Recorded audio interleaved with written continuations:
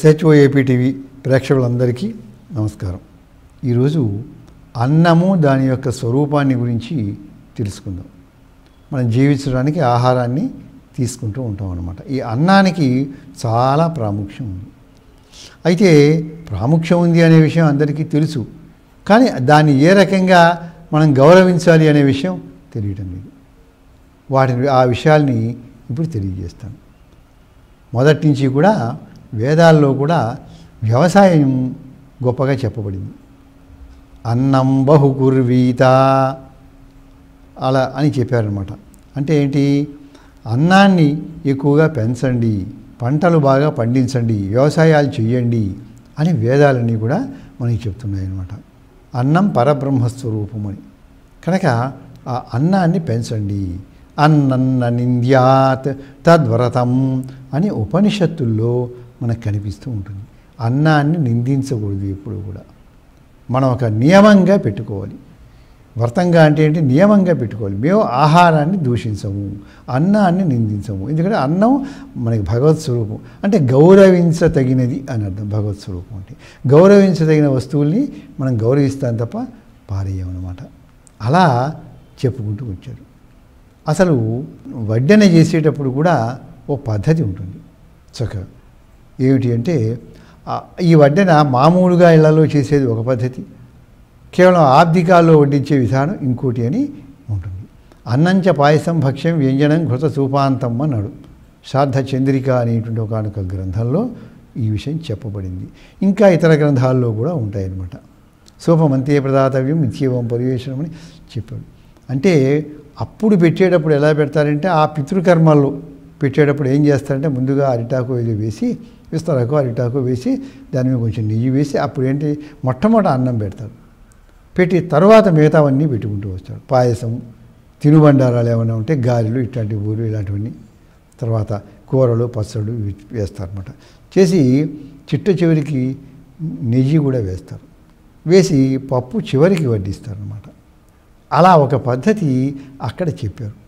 మామూలుగా చేసే భోజనాల్లో అయితే చక్కగా ముందు ఆకు కడగటం, నీళ్లు జల్లుకుని కడగటం, ఆ తర్వాత ఒక నేతి బొట్టు అక్కడ వేయటం, తర్వాత మనం తీసుకొచ్చి వండిన పదార్థాలన్నీ కూడా వడ్డిస్తాం.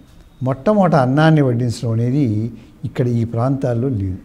కొన్ని ప్రాంతాల్లో ఉంటుంది, కొన్ని ప్రాంతాల్లో మనకి ఆంధ్ర ప్రాంతం మొట్టమొదట అన్నం వడ్డించడం అనేది లేకుండా ఆకు తుడిచి కడిగి కొంచెం నేతి చుక్క వేసి పక్కన మంచినీళ్ళు పెట్టాలి. మొట్టమొదట వడ్డన చేసేటప్పుడు ఏం చేయాలంటే మంచినీరు పెట్టాలి అక్కడ. అది మొట్టమొదట పెట్టాలన్నమాట. పెట్టి తర్వాత ఏం చేయాలంటే పచ్చళ్ళు, కూరలు ఏవో ఆ వండిన పదార్థాలు ఏముంటే అవి 2 ఉంటే 2, 5 ఉంటే 4 ఉంటే ఎన్ని ఉంటే అవి తీసుకొచ్చి వాటిని వరుసగా ఒక క్రమబద్ధంగా వడ్డించాలి. అవి ఒకటో ఏదో వేసిన తర్వాత అప్పుడు అన్నం పెట్టవచ్చు కావాలంటే. అన్నం ఇవన్నీ కూడా పెడతారనమాట. పెట్టి జాగ్రత్తగా తినాలి. ఇక వడ్డన చేసేటప్పుడు ఏం చేయాలంటే జాగ్రత్తగా మనం ఇవన్నీ కూడా ఏంటంటే మనం మామూలుగా గరిటెలతోటి వాటితోటి వడ్డిస్తాం. పచ్చళ్ళు కానీ, కూరలు కానీ, పాయసం కానీ ఇలాంటివన్నీ వడ్డిస్తాం మనం. అన్నం మాత్రం చేతితోటి వడ్డించాలి అని చెప్పబడి ఉన్నది. ముందుగా అన్నాన్ని గరిటెతో తీసుకుని ఒక పళ్ళెంలో పెట్టుకుని, చిన్న పళ్ళెంలో ఓ ప్లేట్లో కొంచెం ఊదుకుని కాస్త దాన్ని చిదిపితే 2-3 ఖండాలుగా అవుతుంది. చిదిపిన తర్వాత ఆ గడ్డలుగా అయిన తర్వాత దాన్ని జాగ్రత్తగా చేతితోటి తీసుకొచ్చి అలా బిస్తట్లో వడ్డించాలన్నమాట. అందుకనే అన్నపూర్ణాదేవమ్మ చక్కగా వడ్డన చేస్తుంది అని మెచ్చుకుంటారు అవతల వాళ్ళు. అలా వడ్డించాలి. ఆ అన్నం ఎప్పుడు వేసినా ఓ ప్లేట్లోకి తీసుకుని కొంచెం చల్లారిన తర్వాత కొంచెం తీసుకొచ్చి గడ్డలుగా అన్నాన్ని దాంట్లో పెట్టాలన్నమాట. అంతేకాని ఎక్కువగా వడ్డించకూడదు. పదార్థాలు ఏవైనా సరే కొంచెమే ముందు వడ్డించాలి. అంటే ఇవి ఉన్నాయి అని తెలియజేయడానికి మనం అన్ని పదార్థాలు కొంచెం వడ్డిస్తాం. కాస్త చట్నీ, కాస్త కూర, కొంచెం కందిపొడి ఏముంటే వాటిని ఏం చేస్తామంటే కొంచెం వడ్డిస్తాం బిస్తట్లో. అంటే ఈ పదార్థాలు ఉన్నాయి అని అలా తెలియజేయకుండా మనం కొన్ని వడ్డించి కొన్ని ఊరుకుని తర్వాత అయిన తర్వాత వాళ్ళు చేయగడిగేసుకుంటే ఇది తినరా, ఇది చేసాం కదా, ఇది తినరా చేసాం కదా అంటే అవి చేసినట్టు తినే వ్యక్తికి తెలియాలి కదా ఈ పదార్థాలు ఉన్నాయని. అందుకని విస్తట్లో లేదు కనుక ఇవే పదార్థాలు అనుకుంటారు. అందుకని వాళ్ళు చేయి కడుక్కుంటున్నప్పుడు లేస్తున్నప్పుడు ఇప్పుడు తింటారా అంటే లేచిపోయిన తర్వాత ఇంకా ఆహారం తినరు. ఒకవేళ లేవకుండా ఉండి అడిగినా అప్పటి కడుపు నిండిపోయి ఉంటుంది కనుక ఇంక తినే అవకాశం లేకపోవచ్చు. ఆ పదార్థం వీడికి చాలా ఇష్టమైందే కావచ్చు, కానీ కడుపు నిండిపోయింది కదా, ఇంకా తినే అవకాశం లేదనమాట. అలాంటి ఇబ్బందులు కొన్ని మనకు వస్తూ ఉంటాయన్నమాట.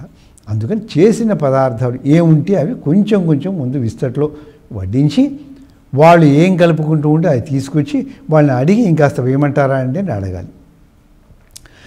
భోజనానికి కూర్చోగానే మనం చెప్తాం, అయ్యా పొద్దుపోయింది, మీరేమనుకోకండి, సావకాశంగా కూర్చుని మీరు తృప్తిగా తినండి, మమ్మల్ని కృతార్థుల్ని చేయండి అని చెప్పి చక్కగా అడిగి మొహమాట పడవద్దు, అడిగి తినండి అని చెబుతాం మనం చక్కగా. ఇంకా వాళ్ళు మొహమాటం లేకుండా చక్కగా నాకు అది ఇవ్వండి ఇది వేయండి చక్కగా అడిగి వేయించుకుని తింటే మనకు కూడా సంతృప్తిగా ఉంటుంది. ఒకళ్ళకి భోజనం పెట్టినా పోయి తృప్తిగా మనం పెట్టామనేటువంటిది మనకి ఉంటుందన్నమాట. అందుకని వాళ్ళని అడిగి ఏమేం కావాలో వేయాలి. కొంత వేసిన తర్వాత మళ్ళీ ఇంకా కావాలంటే కావాలా అని అడిగి వాళ్ళ వంక చూసి కొంచెం కొంచెం వేసి ఇంకా వేయమంటారా అని అడిగి అట్లా వడ్డన చేయాలి. అయితే ఇక వద్దండి అన్న తర్వాత మనం ఇంకా వడ్డించాల్సిన అవసరం లేదనమాట. ఆ పదార్థం వద్దండి చాలు అని చెప్తే మనం ఒకసారి కావాలంటే వేసుకోండి, ఒకసారి రెండుసార్లు ఏదో మర్యాదగా చెబుతాం, కానీ ఇక అన్నిసార్లు మనం చెప్పక్కర్లేదనమాట. ఎందుకంటే ఆ వద్దు అనేది వాళ్ళు 4 సార్లు వద్దు వద్దు అని వాళ్ళ చేత అనిపించి వాళ్ళు చిరాకు పడి ఇబ్బంది పడాల్సిన అవసరం ఉంటుందన్నమాట. అందుకని అలా వద్దు అంటే వెంటనే ఆపేస్తాం. పాతకాలాల్లో ఏంటంటే వాళ్ళు బాగా కాయ కష్టం చేసేవాళ్ళు, ఎక్కడికైనా నడిచే వెళ్ళేవాళ్ళు, ఎంతకాలమైనా ఉండేవాళ్ళు, అలా మంచి జీర్ణశక్తి ఉండేది. ఆహారం కూడా ఎరువులు వెయ్యని పదార్థాలు తినేవాళ్ళు వాళ్ళు. అందుకని వాళ్ళ ఆరోగ్యాలు వేరు. అందుకని వాళ్ళు ఇంకాస్త తినండి అని ఆ రోజుల్లో అడిగితే వాళ్ళు తినగలిగి ఉండేవాళ్ళు. అంతేగాని మనం ఇవాళ రోజున వాళ్ళు వద్దు అన్నాక ఒకసారి మర్యాదకి 2 సార్లు అంటాం, కానీ ఇంకా తినండి అంటే అది తినలేరు వీళ్ళు అనమాట. ఒకవేళ తింటే తర్వాత వాళ్ళు చాలా ఇబ్బంది పడతారు. వాళ్ళు ఇబ్బంది పడితే మనకి సంతోషం ఏముంటుందండి? తిన్నానండి, బాగా కడుపు ఉబ్బరంగా ఉంది, తినకుండా ఉంటే బాగుండేది, అబ్బా కడుపు నొప్పిగా వచ్చింది అనుకున్నారనుకోండి, అప్పుడు మనం కూడా బాధపడతాం, చిన్నబుచ్చుకుంటాం. కనుక వాళ్ళు సంతోషంగా ఉండటం కోసం అన్నం పెడుతున్నాం, కానీ వాళ్ళని ఇబ్బంది పెట్టడానికి మాత్రం మనం ఆహారాన్ని వాళ్ళకి ఇవ్వటం లేదు. కనుక వద్దు అంటే అప్పుడు ఆపేయాల్సిన అవసరం ఉంది. ఇక అన్నాన్ని పారేయకూడదు, అది ఒక ప్రధానమైన విషయం. మన అన్నమే కాదండి, ఏ పదార్థమైనా వేయించుకున్న తర్వాత ముందు కొంచెం కొంచెం విస్తట్లో ఉంటారు కదా, రుచి చూస్తాం. అన్నీ ఏది నచ్చితే అది వేయించుకుంటాం, నచ్చని వదిలేస్తాం. అందుకని ఇబ్బంది లేదు. అందుకని ఏం చేస్తాము, అలాంటిది ఏది బాగుంటే అది వాళ్ళు వేయించుకుంటారు. అంతేగాని పారేయటం అనేది చేయకూడదు. వాళ్ళు వద్దన్నప్పుడు వేసామనుకోండి, ఆ తర్వాత వాళ్ళు తినలేక పారేస్తారు. పోనీ కొంతమందికి వడ్డించిన పదార్థం పారేయకూడదు అనే నియమం ఉంటుంది. అది చాలా మంచి నియమం. కావాలంటే అడిగి ఎంతైనా తినవచ్చు, లేకపోతే వద్దు అని చెప్పేయాలి. పదార్థాన్ని వ్యర్థం చేయకూడదు. అందుకని వాళ్ళు ఏం చేస్తారు, వేశారు కనుక పారేయకూడదు అని వాళ్ళ నియమం ప్రకారం వాళ్ళు తిన్నారనుకోండి, తర్వాత వాళ్ళు ఇబ్బంది పడతారు. కడుపు ఉబ్బరంగా ఉండటం, కడుపు నొప్పిగా ఉండటం, ఇలాంటిది ఏదైనా ఇబ్బంది పడితే అప్పుడు వడ్డించిన వాళ్ళం కూడా మనం కూడా బాధపడాల్సిన అవసరం వస్తుంది. వాళ్ళు కూడా అనుకుంటారు, వద్దంటే వేశారు, నాకు నియమం ఉంది, అయినా తినేశాను నేను, ఇబ్బంది వచ్చింది. అట్లా కాదు. అందుకని వాళ్ళు తినగలిగినంత వరకు ఎంతైనా తినమనండి, అన్నం పారేయకూడదు. ఎందుకంటే మనకి ఒకప్పుడు 1962లో చైనా దండయాత్ర చేస్తే సరే కొంతకాలం అది ఓడిపోయింది చైనా. అప్పట్లో కరువు కాటకాలు ఏర్పడ్డాయి. ఏదైనా ఒక పెద్ద యుద్ధం వచ్చింది అంటే దేశంలో మరి డబ్బంతా అటు వినియోగిస్తాం, కానీ కరువు కాటకాలు వచ్చి కొంచెం ధరలు పెరగడం ఇలాంటివన్నీ జరుగుతాయి. అలాంటివి జరిగినప్పుడు అప్పుడు ఒక ఉద్యమాన్ని లేపారు. అప్పటికి వాళ్ళల్లో స్వాతంత్ర వీరుల్లో వినోబా భావే గారిని ఉండేవారు. వారు ఏం చేశారంటే భూదాన ఉద్యమం ఇలాంటివన్నీ కొన్ని ఏర్పాటు చేశారు. ఎక్కువగా భూమి ఉన్నవాళ్ళు పేదలకి ఇచ్చాడు భూమిని కొంతవరకు. అట్లా ఒక ఉద్యమాన్ని వారు ఇచ్చి మిగతా వాళ్ళందరినీ కూడా ఇవ్వమని చెప్పారు. అలాగే ఆహార పదార్థాలు కూడా కరువు వచ్చింది కనుక ఏం చేశారంటే ఒక పద్ధతి ఏర్పాటు చేశారు. ప్రతి వారము కూడా ఏదో ఒక రోజున ఒక రాత్రి పూట ఆహారం తీసుకోవద్దు మనం అందరం కూడా. ఆ రోజు అన్నం తినం, పళ్ళో కాయలో పాలు మజ్జిగో తాగండి ఒక్క పూట. ఇందువలన మనకు వచ్చే నష్టం ఏమీ లేదు. వెంటనే కళ్ళు తిరిగి కింద పడిపోయి తెల్లవారేసరికల్లా కాళ్ళు చేతులు లాగేస్తుండి హాస్పిటల్కి వెళ్ళిపోయి ఇంజక్షన్స్ చేయించేసుకుని అంత పరిస్థితి ఏమి ఉండదు. అందుకని ఒక్క పూట ఏం చేస్తారంటే మీరు దాని బదులుగా పళ్ళు తినండి, పాలు తాగండి. అని చెప్తారు. తినేటువంటి ఆహారం ఎంతైతే మన బియ్యం ఉంటుందో అది తీసి పక్కన పెట్టండి ప్రతి వాళ్ళు. పెడితే కొంతమంది గ్రామ సేవికలు ఉంటారు, వాలంటీర్స్. వాళ్ళు ప్రతి వారము కూడా ఇగో ఈ వారం ఈ గ్రామానికి, ఈ వారం ఈ గ్రామానికి అని పెట్టుకుని కొన్ని ఇళ్ళకి వస్తూ ఉంటారు. వాళ్ళు ఎన్ని ఇళ్ళు చేయాలి ఉంటుంది వాళ్ళ లెక్క. వాళ్ళు వచ్చేసి సర్వోదయ పాత్ర అని ఒక పాత్ర తెచ్చేవాడు. దాంట్లో వచ్చి అమ్మ సర్వోదయ పాత్ర వచ్చింది అనేవాడు ఇంటి ముందుకు వచ్చి. వీళ్ళు ఏం చేసేవాళ్ళంటే ఆ గుప్పెడి బియ్యం తీసి దాంట్లో వేసేవాడు. ఇలా వారానికి ఒక్క పూట మానేసినందువల్ల ఒక మనిషి నుంచి వచ్చిన గిద్దో అరగిద్దో ఎంతో బియ్యం ఇలాంటివన్నీ పోగు చేసుకుని అవన్నీ కూడా ఆహారం లేని వాళ్ళందరికీ కూడా పంచిపెట్టేవాడు అనమాట. ఎందుకంటే మరి ఆ రోజుల్లో ఆహారం కొరతట ఉంది. తిండి లేక అలమటించేవాళ్ళు చాలామంది ఉన్నారు. అంతమంది తిండి లేక అలమటిస్తూ ఉంటే మనం కనుక పారేసినట్టయితే ఆహారాన్ని అన్నపూర్ణాదేవి కోపం వస్తుంది. అన్నం పుట్టదనమాట. అందుకని అన్నం పుట్టదురా పారేస్తే అంటారు. అన్నం పదార్థాన్ని వేస్ట్ చేయకుండా ఏదైనా ఉత్సవాలు జరిగినప్పుడు ముందే వాళ్ళు ఎంత తింటారో అంత వడ్డించి అయిపోయిన తర్వాత మిగిలింది అనుకుంటే దాన్ని చక్కగా వాటిని ఒక పాత్రలో వాటిల్లో పెట్టి ఎక్కడైనా నాదర్శనాలు కానీ కావలసిన వాళ్ళు ఉంటే ఆ కావలసిన వ్యక్తులందరికీ కూడా పంపిణీ చేయడం అనేది చేయాలి. అలా కొందరు చేస్తున్నారు ఈనాటికి కూడా, చేయటం లేదు. అలా పదార్థాన్ని చేయకూడదు. ఎక్కువ పదార్థాలు కనుక వడ్డించినట్టయితే అన్ని తినలేరు. అందుకని మచ్చుకి కొంచెం కొంచెం వేయాలి. అన్ని ఐటమ్స్ అంతంత ప్రమాణంతో కనుక వడ్డిస్తే ఎంత తినేవాడినా ఇన్ని ఐటమ్స్ ఇంతే ప్రమాణంతో పారేయకుండా ఇన్ని తినాలి అంటే ఇబ్బంది.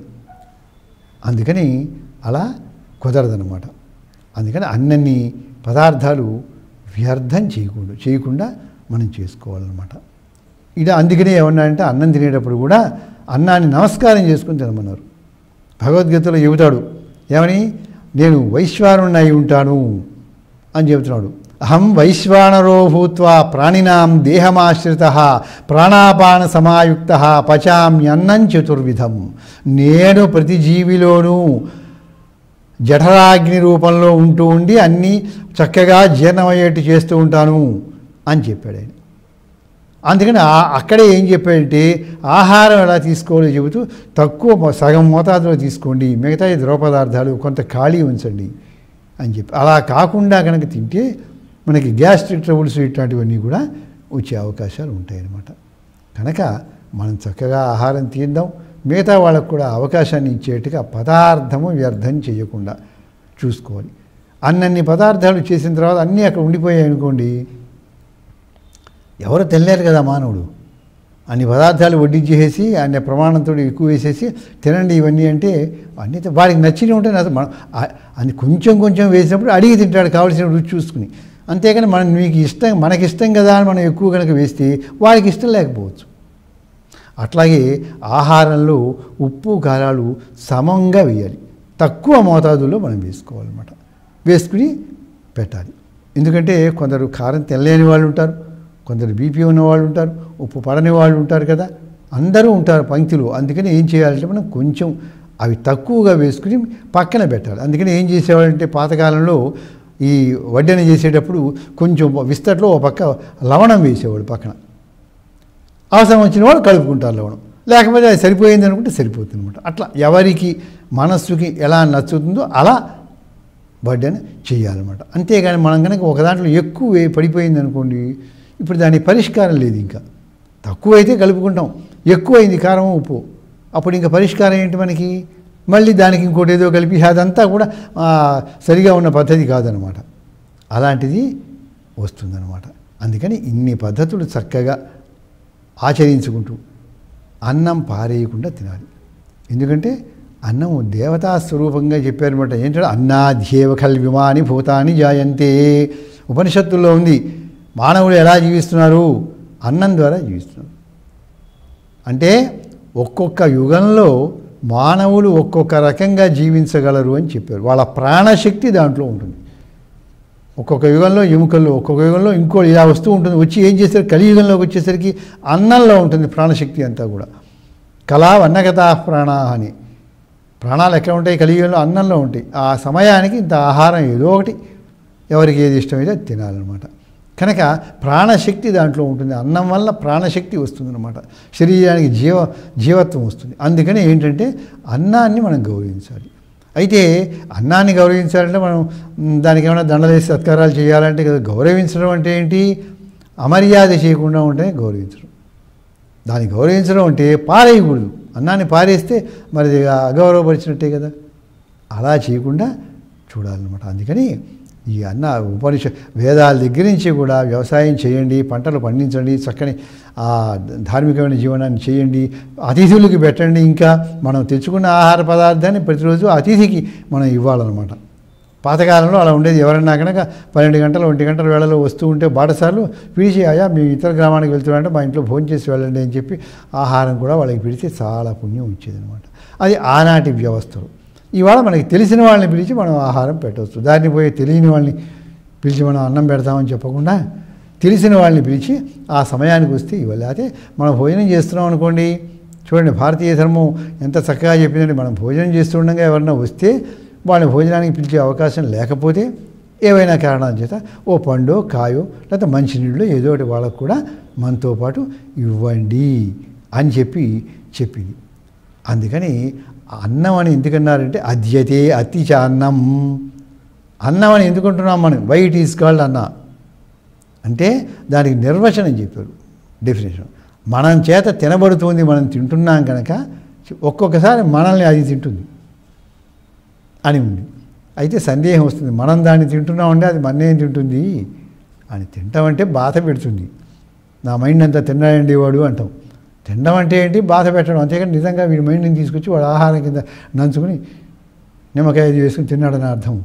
అలాగా కనుక అది మన ఎలా తింటుంది అంటే అక్కర్లేని పదార్థాలు, అరగని పదార్థాలు తింటే అది మన తింటుంది.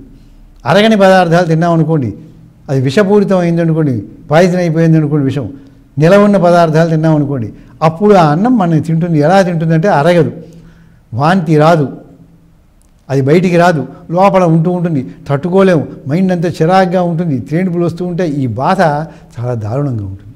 అంటే అప్పుడు అది మనని తింటుంది అనమాట. కనుక ఆహారానికి ఆ నిర్వచనాలు చెప్పారు కనుక చక్కగా మనం ఏం చేద్దామంటే దానికి ఇవ్వవలసిన గౌరవం ఇస్తూ ఈ రకంగా చక్కగా భోజనాన్ని చేస్తూ భగవన్నామస్మరణం చేసుకుంటూ భోజనం చేయాలి. అంటే ఉన్నాడు అనే విశ్వాసం అనుకో. లేడు అనే వాళ్ళు ఏం చేస్తారంటే చక్కగా మంచి ఆలోచనలోటి సమాజానికి మేలు చేద్దామని అభివృద్ధికి వచ్చే ఆలోచనలు చేసుకుంటూ చక్కగా తినాలి. అందుకని మౌనంగా భోజనం చేయాలి. అదోటి సుఖేన మౌనేన భోక్తవ్యం. మౌనంగా తినాలి భోజనం ఎప్పుడైనా సరే. అంతేకాని వాడిని వీడిని తిట్టుకుంటూ వాడు అలా చేశాడు వీడు ఇలా చేశాడు అసలేంత వీడిదే అనుకుంటూ ఇవన్నీ తలుచుకుంటూ భోజనాల దగ్గర ఇవన్నీ మాట్లాడుకుంటూ తింటాం అనేది పద్ధతి కాదనమాట. అన్న రూపం హి సౌమ్య మనః. మన మనస్సు ఎలా తయారవుతుందంటే మంచి మంచి భావాలు రావాలంటే ప్రశాంతంగా ఆహారం తీసుకుంటే మంచి భగవంతుడిని తలుచుకుని లేదా మంచి విషయాలు తలుచుకుంటూ చేస్తే మనకేమొస్తుంది వస్తుంది. అందుకనే భోజన స్మరణే గోవిందనామస్మరణం అంటారు. ఏదో భగవంతుడి యొక్క నామాలన్నీ ఉచ్చరించుకుంటూనో లేకపోతే మంచి విషయాలు తలుచుకుంటూనో ప్రశాంతంగా ఉండు ఆహారాన్ని తీసుకుంటే మంచి మనస్సు మనకి ఏర్పడే అవకాశం వస్తుంది. కనుక అందుకని ఏం చెప్పారంటే అన్నము సామాన్యమైంది కాదు, అన్నం పరబ్రహ్మస్వరూపం. దాన్ని ఎలా వాడాలో అలా వాడుకుని మనందరం కూడా ఆయురారోగ్య ఐశ్వర్యాలు పొందాలి అని చెప్పి నేను కోరుతూ ముగిస్తున్నాను. స్వస్తి.